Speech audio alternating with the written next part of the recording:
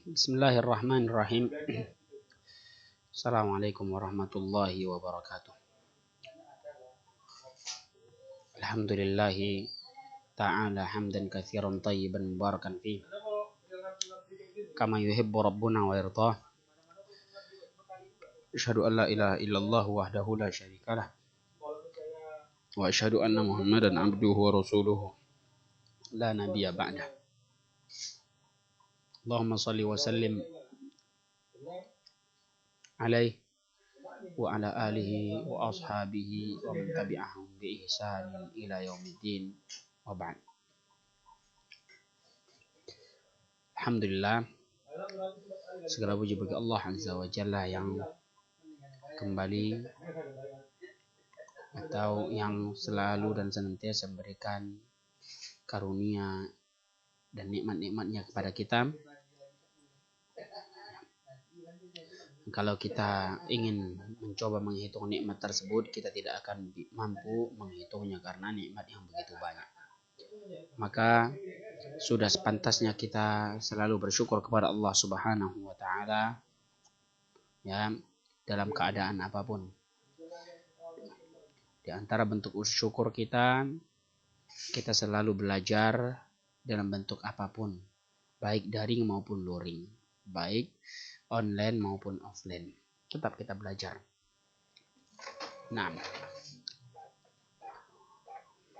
seperti yang kita jalankan sekarang ini.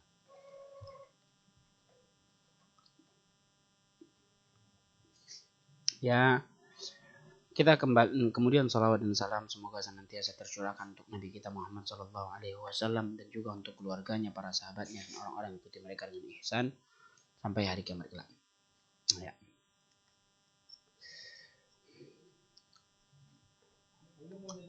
Para ikhwah yang semoga senantiasa dirahmati Allah Azza wa Jalla, kelas 12. Ya, kita kembali membahas pelajaran usul fikih yang mana kemarin kita sudah membahas tentang bagaimana perkembangan ilmu fikih dan juga perkembangan ilmu usul fikih. Ya, kemudian siapa yang pertama kali mengumpulkan ilmu ini di dalam cetakan tersendiri yang sampai kepada kita kitabnya.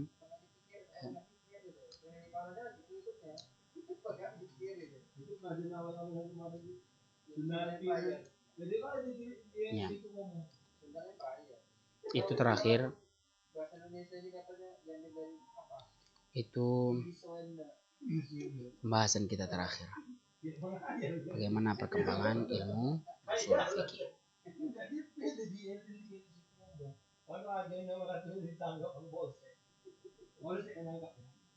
Iya.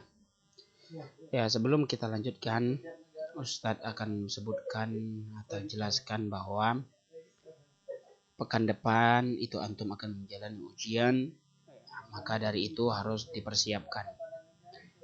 Yang sudah kita bahas, baik pengertian, kemudian maudhu'nya, ghayah tujuannya, kemudian bagaimana perkembangannya, ini harus dipahami dan jangan ada yang menjawab ujian pakai bahasa Indonesia. Jangan ada yang menjawab pakai bahasa Indonesia. Kalau ada yang menjawab pakai bahasa Indonesia, maka akan Ustaz salahkan.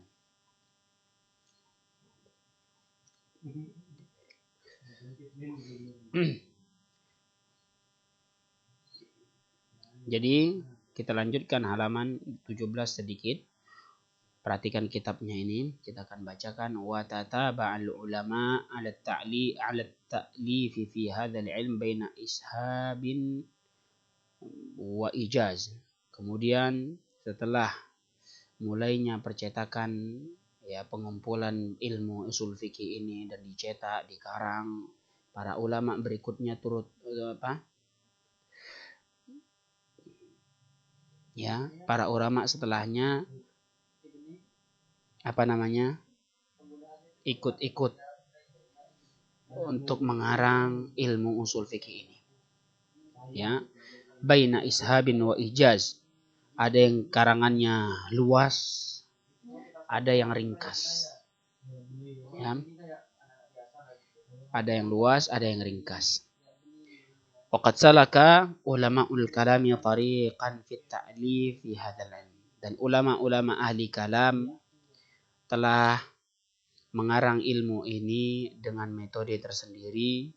Wa salaka ulama'ul hanafiyah tariqan akhar fit ta'lif fihi. Kemudian ulama Hanafiyah juga memiliki metode tersendiri dalam mengarang kitab ini. Kita akan sebutkan bagaimana metode karangan mereka. Fa amma ulama'ul kalam, adapun ulama-ulama ahli kalam, fatamtazu tariqatuhum bi annahum haqqaqu qawaid hadzal ilm wa buhuthahu tahqiqan mantiqiyan nadhariyan wa athbatu ma ayyadahu al-burhan wa lam yaj'alu wijhatahum intibaqa hadhihi al-qawaid ala mastanbatahu al-a'immatul mujtahidun min al-ahkam wala rabataha bitilkal furu'. Ya, adapun ulama ahli kalam, keistimewaan metode mereka dalam mengarang ilmu usul fikih ini, mereka meletakkan kaidah-kaidah. Mereka meletakkan kaidah-kaidah ilmu ini, kemudian pembahasan-pembahasannya, ya, dengan teori-teori, lalu mereka tetapkan yang dibantu dengan dalil al-burhan sesuai dengan dalil yang mereka pahami. Lalu mereka letakkan kaidah-kaidah.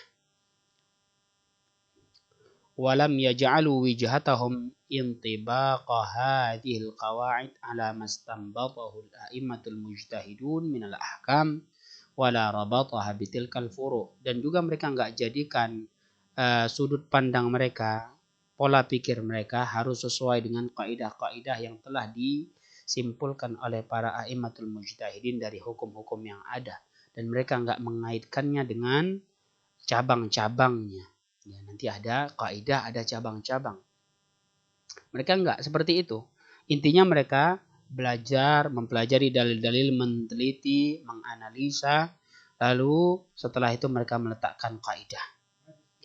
Ya, tanpa harus menoleh kepada kaidah-kaidah yang disimpulkan oleh para ulama tentang hukum tersebut, kemudian tidak mengaitkannya dengan furu' cabang-cabang. Perhatikan, fama ayyadahul aql wa qama alaihi al-burhan fa huwa al-aslu syar'i. Dan apa yang disepakati atau dibenarkan oleh akal, kemudian ada dalilnya, itulah yang menjadikan landasan syariat.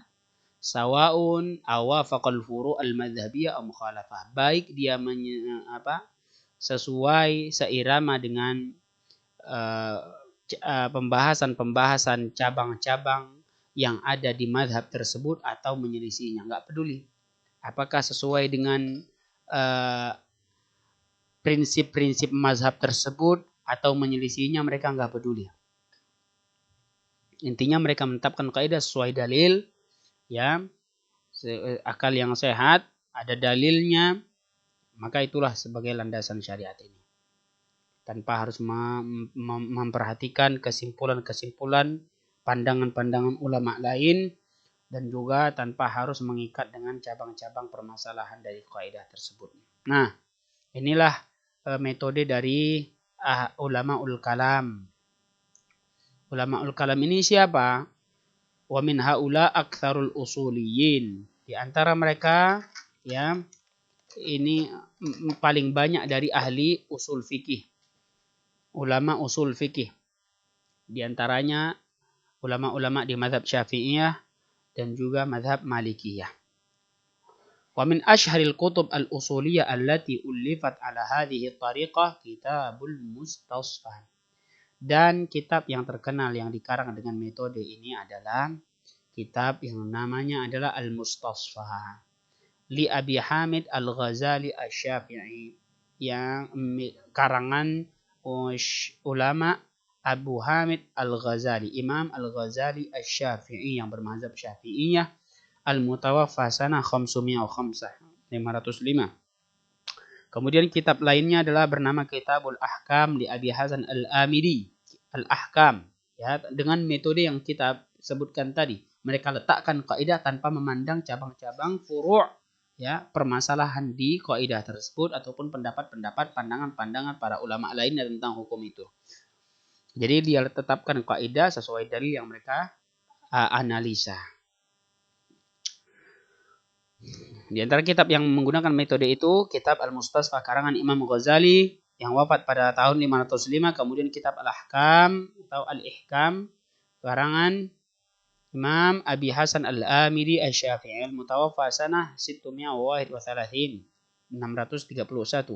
Wa Kitabul Minhaj lil Baydawi Asy-Syafi'i, kitab Al-Minhaj juga punyanya Imam Al-Baydawi Asy-Syafi'i, al-mutawaffa sana 685, 685. Wa ahsana syuruhahu syarh al-Asnawi. Dan ya, yang paling bagus, syarah yang paling bagus dari kitab-kitab tersebut adalah syarahnya dari Imam Al-Asnawi. Itu metode yang pertama, itu metode ulamaul kalam, dengan menetapkan kaidah-kaidah terlebih dahulu sesuai dalil. Adapun metode yang kedua yaitu metode ulamaul Hanafiyah. Amma ulamaul Hanafiyah fatamtazu tariqatuhum bi annahum wada'ul qawaid wal buhuth al usuliyah allati ra'awha anna a'immatahum banau 'alaiha ijtihadahum. Ya, para ulama Hanafiyah, keistimewaan metode mereka di dalam mengarang, mencetak ilmu usul fikih ini, mereka meletakkan kaidah-kaidah dan pembahasan-pembahasan usul yang mereka lihat bahwa para imam-imam di mazhab Hanafiyah ini membangun ijtihad mereka di atas prinsip-prinsip atau kaidah-kaidah itu.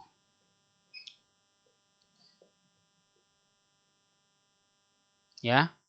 Fahum la yuthbituna qawaid amaliyah tafarra'at anha ahkam a'immah.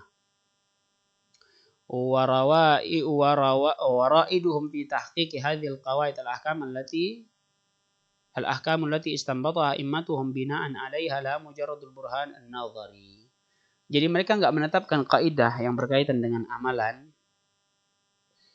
Tafarra'at anha ahkam a'immatihim, yang berbeda dari hukum-hukum yang sudah disimpulkan oleh imam-imam mereka.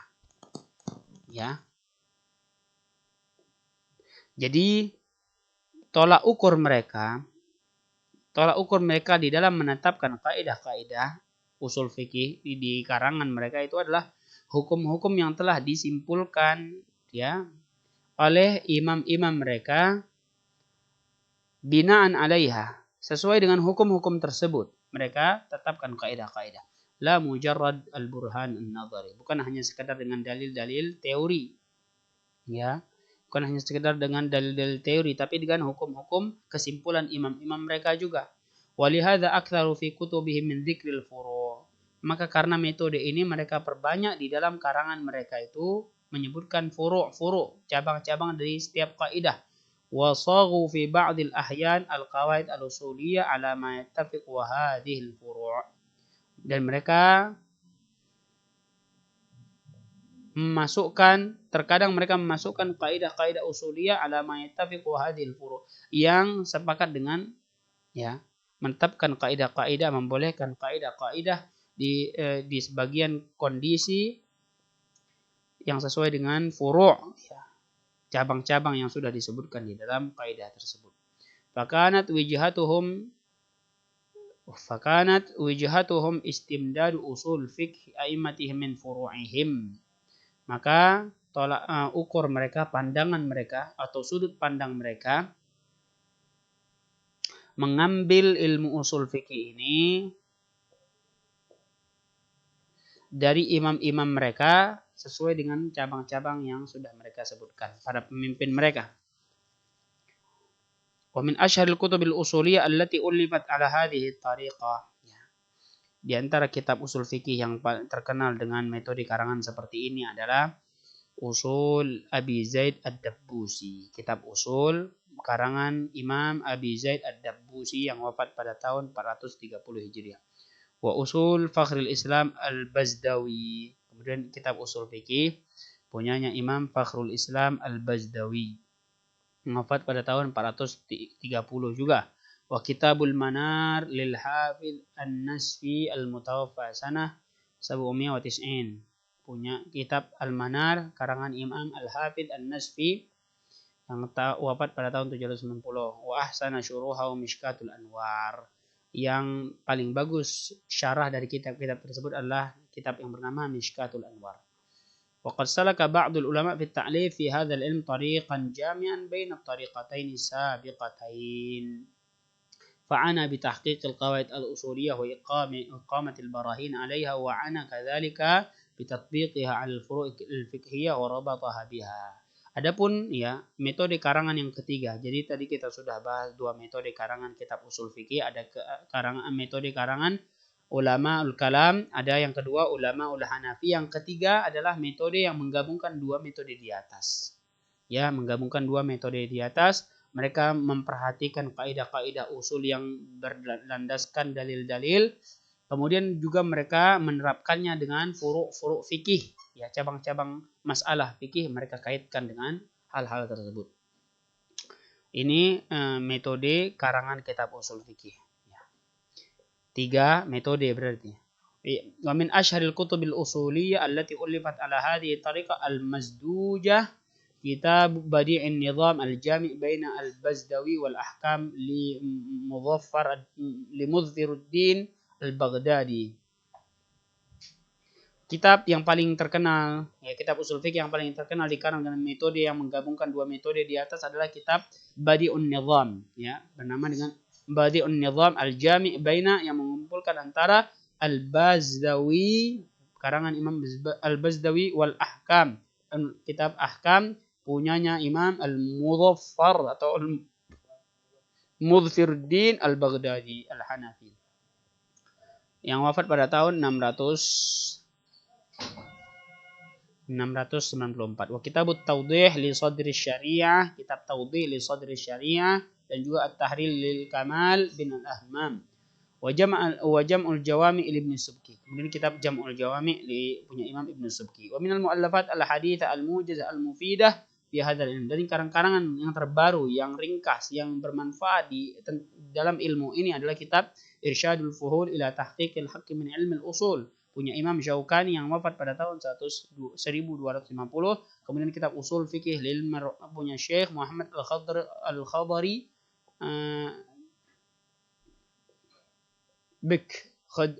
Khadari Bik Al-Mutawaffa sanah yang wafat pada tahun 1927. Kemudian kitab Tashil Wusul ila Ilmin Usul li Syekh Muhammad bin Abdurrahman bin Abdul Mahlawi yang wafat pada tahun 1920. Begitulah karangan-karangan ulama kita dan khususnya pada kitab atau pada ilmu usul fikih.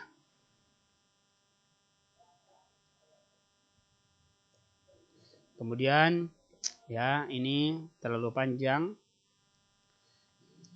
Mungkin kita cukupkan sampai di sini. Kita langkau saja. Ini yang penting. Tanbih. Perhatikan ini tanbih.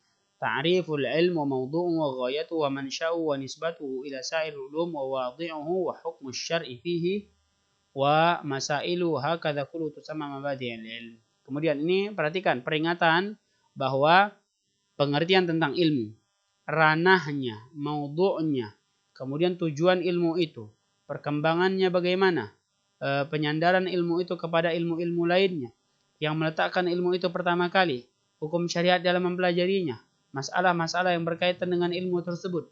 Ini seluruhnya dinamakan mabadi'ul ilm, dasar-dasar ilmu. Wa yatakunu lil ilmi surah ijmaliyah taj'al man yashrah fi dirasatihi mulimman bihi. Yang mana dasar-dasar ilmu itu memberikan gambaran secara global yang menjadikan seorang semangat dalam memulai mempelajari ilmu itu, ya. agar dia bisa memperhatikan ilmu itu dengan baik.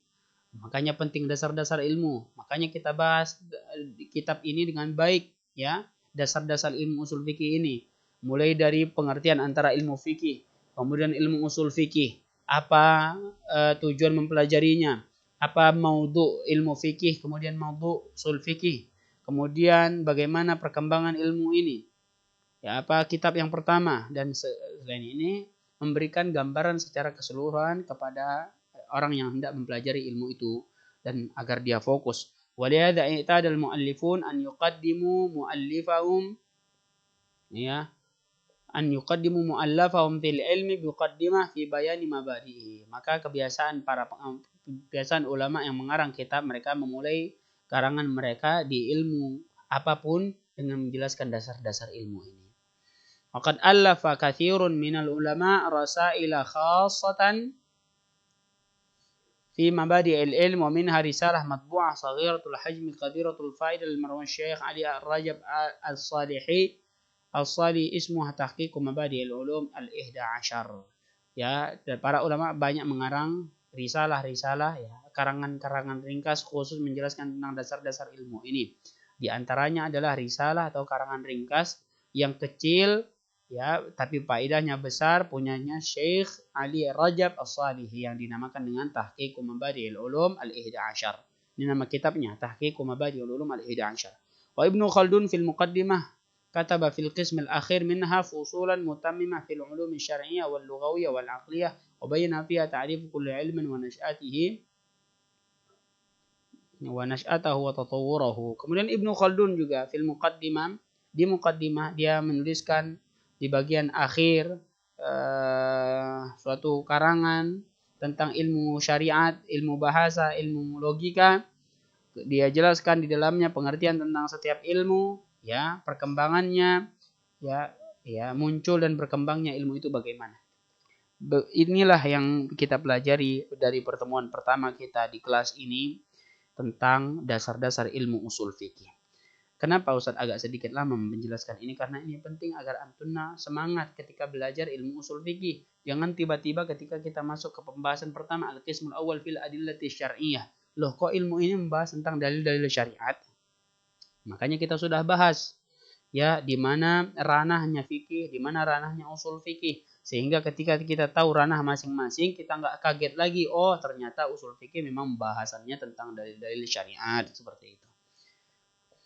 Ya, maka inilah batas yang akan kita ujikan insya Allah di ujian MIT sebentar lagi atau pekan depan.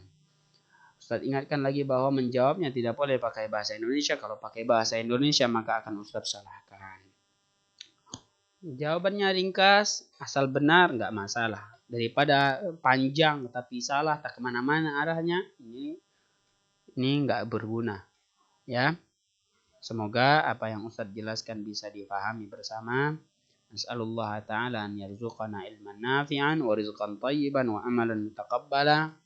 ونعوذ بالله من علم لا ينفع ومن قلب لا يخشع ومن نفس لا تشبع ومن دعوة لا يستجاب لها. Lebih dan kurang Ustaz mohon maaf. Kita tutup dengan doa kafaratul majlis. Subhanakallahumma wa bihamdika asyhadu an la ilaha illa anta astaghfiruka wa atubu ilaik. Assalamualaikum warahmatullahi wabarakatuh.